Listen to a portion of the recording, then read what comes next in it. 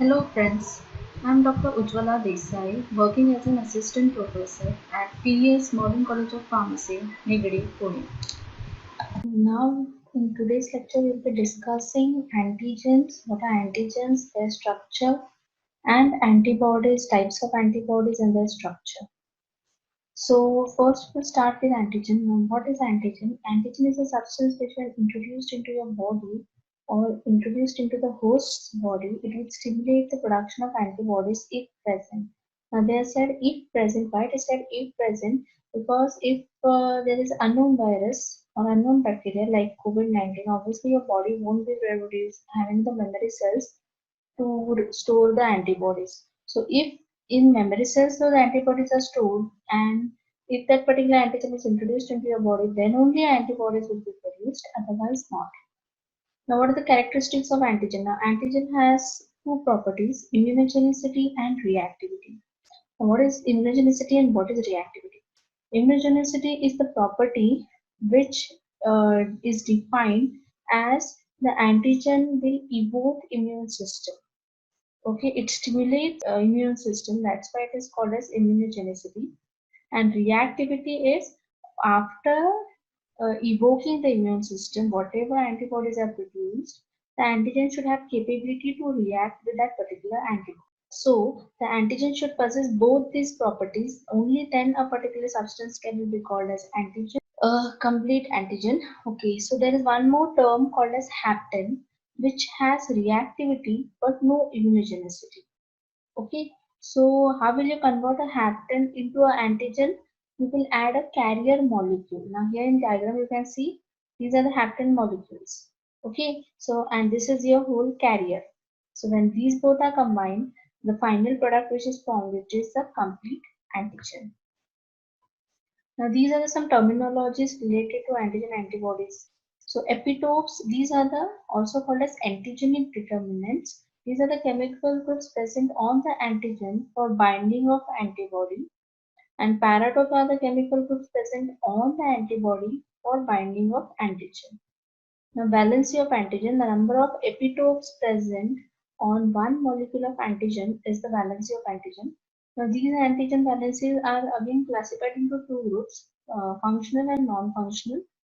So total valency can be defined as functional valency plus non-functional.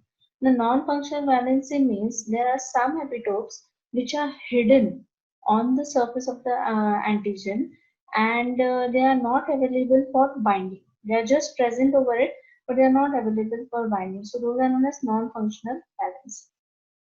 Antibody, now what is antibody? It is a biological or functional concept, whereas immunoglobulin is a structural and chemical concept. Okay, so all antibodies are immunoglobulin, but vice versa is not true. So here is the structure of, now this is your antigen. These are the small triangles which are known as epitopes, and this is your antibody. Okay, and this region is known as the paratope, which is present on the antibody. Now, what are the properties of antigen? First of all, macromolecular size. The size of the antigen has to be large. Only then it will act as an antigen. Second thing is foreignness. It should show, it should be a foreign particle, foreign ingredient, foreign substance. Okay, it should not be a part of your body. Next is solubility and susceptibility. Obviously, it has to be soluble in body fluids. If it is not soluble, then it is not available for antigen antibody reactions. Next is the chemical nature and complexity. Usually, antigens are lipopolysaccharides in nature, but in very rare cases, it can also be carbs and fats, but they are not actually. If a particular hapten is present, then you can combine it with some carb or fat and you can convert it into a antigen. Next is antigenic specificity. So antigen, obviously it should be specific. Now species specific. Under this, what kind of specificities a particular antigen should possess? So first is species specificity, obviously related to a particular species only, say for all humans or all animals, all dogs. So those will come under species specificity. Isospecificity means these are the antigens which are infected into the same species. People of same species means when I am getting infected, that particular person is also getting infected. So that is the isospecificity. And heterogenic or heterophilic specificity means antigens of different species, okay, having same antigen. Organ specificity obviously related to a particular organ. Now, antigen can be classified into two groups, TI and TDD. TI stands for T cell independent and TD stands for T cell dependent. So obviously, the name itself suggests TI independent means obviously T cells will not be present. TD, T cells will be present. Structure here is simple, here complex. Immunological memory is not present in TI, but it is present in TD. Antibodies formed are IgM and IgG3. These are the type of immunoglobulins that we'll be studying in detail, their structure and all. Metabolism in vivo slow and remain in the body for a long period of time, whereas these are rapid. Tolerance induction easy, here it is difficult, and initial processing by macrophages is not required and here it is required. Now classification of antibodies. So depending upon different criteria, the antibodies can be classified. First is according to the temperature. The temperature it can be divided into two groups, cold and warm. Cold means at 4 degrees Celsius it can work, and warm means it can work at 37 degrees Celsius. Now, according to the occurrence, it may be natural and immune. Natural means which appear without any apparent stimulus. It is naturally present in your body. Immune antibodies means after introduction of an antigen, it has appeared. Now, according to the species which produce them, now isoantibodies and heterophile. Isoantibodies means, as I told you, from the same species, then antibodies are produced, and heterophile means from different or another species it has been produced. Now, according to the reactions which are carried out, so agglutinins, agglutinoids are the antibodies which are responsible for immobilization of motile organisms and for cell clumping. And agglutinoids are agglutinins that are modified by heat in such a manner that no longer they bring about agglutination. They combine, but they don't bring about agglutination process. Precipitants, they will obviously cause precipitation of cellular antigens. Lysins, they will cause lysis of cells. Now, what kind of cells? It may be bacterial lysin, where it will kill bacterial cells. It may be hemolysin, where it will kill RBCs. It may be leucocidin, which will kill the leukocytes with or without lysis. Opsonins are also present. These help in process of phagocytosis. So the bacteria will get phagocytosized. Neutralizing antibodies, they render the antigenic microorganisms harmless.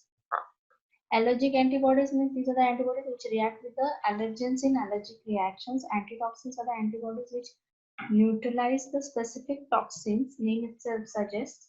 Complement fixing antibodies, these are detected by the consumption of complement fixing antibodies. See, now these are all types of antigen antibody reactions which we'll be studying in next lecture. So there you will come to know what types of antigen antibody reaction takes place, and whatever antigen antibody reaction types takes place, and whatever antigens participate or antibodies participate, those belong to this class. Okay. For example, if a particular antigen antibody reactions, if a particular antigen and antibody are taking part in precipitation reaction, then that particular antibody will be called as. Okay, so now types of immunoglobulins, that is types of antibodies. So there are 5 types, namely IgG. Ig stands for immunoglobulin and capital G is the type. So IgG, IgA, IgM, IgD and IgE. So this is the basic structure of immunoglobulin. Now this is a common or basic structure of immunoglobulin, not a particular IgG or something like that. We'll be seeing each structure, but this is a common structure for all of them. And first we will study this and then we will go for detailed each structure. Now immunoglobulin, firstly it contains 4 polypeptide chains. So here you can see these are the long or heavy chains and these are the smaller chains. So total 1, 2, 3, 4. 4 chains are present. Now here you can see that the upper portion is called as the Fab fragment, the lower portion is called as the Fc fragment, which is crystallizable fragment, and here it is Fab1. Now this Fab fragment or the upper portion, it has the antigenic property. It means it has the antigen binding site. So that's why it is known as antigenic property. A polypeptide chain is divided into two halves. I can't call them half, but two portions. This is the variable region. This is the constant region. The variable region end usually is containing amino terminal, and here it contains the carboxy terminal. Okay, on reduction or acidification, what will happen? This chain will be divided into two. That is, Fab region and the Fc region will both get separated. But this Fc region does not have the antigenic property. Only the upper region has the antigenic property. And all these four chains are held together by disulfide linkages. And here you can see there is a joint which is known as hinge joint. And this hinge joint makes the immunoglobulin flexible. That is, whenever required, it may turn into Y, or if not required, it may turn into T. Okay. So whatever light chains are there, their molecular weight is around 20,000 to 25,000 Daltons, and it contains around 213 to 214 amino acids. And the heavy chains, the molecular weight is 50,000 to 70,000 Daltons, and the amino acid residues are 446. And the Fc region here you have seen, it is responsible for complement fixation, placental transfer, skin fixation, and secretion of body fluids. Now this immunoglobulin has compact globular regions which are called as domains. So here you can see compact globular regions. Okay, so the light chain, that is the outer chains, they have only two domains, VL and CL, and the inner chains or the heavy chains, they have four domains, VH, CH1, CH2, and CH3. So between CH1 and CH2 there is a hinge joint. So this is the 3D structure of Ig.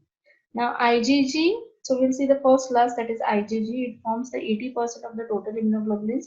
It can pass through the placenta.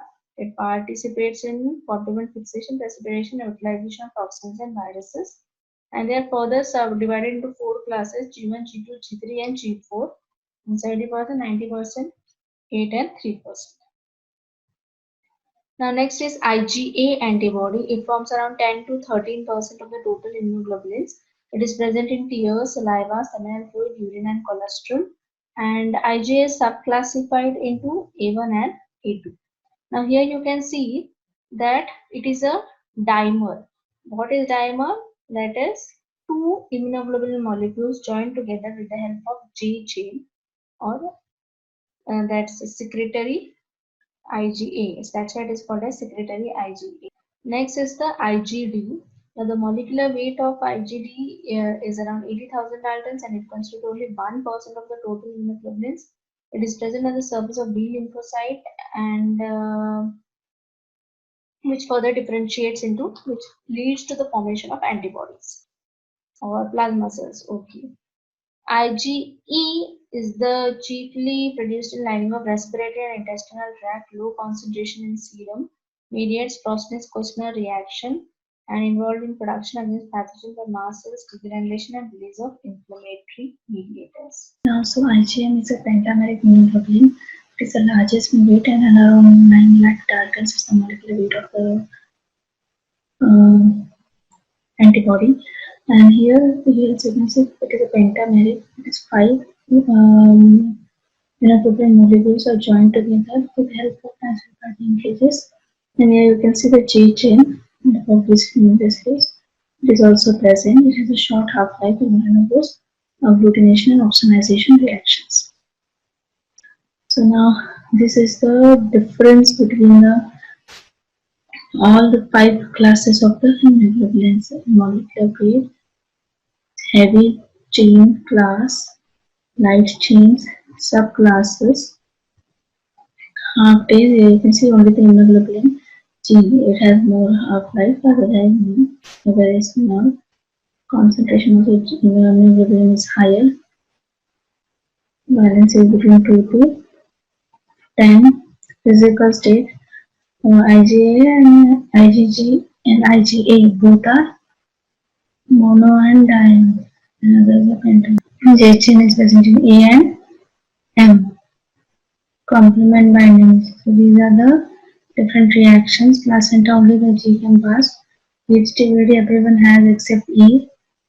Main function is protect the body surfaces or body fluids.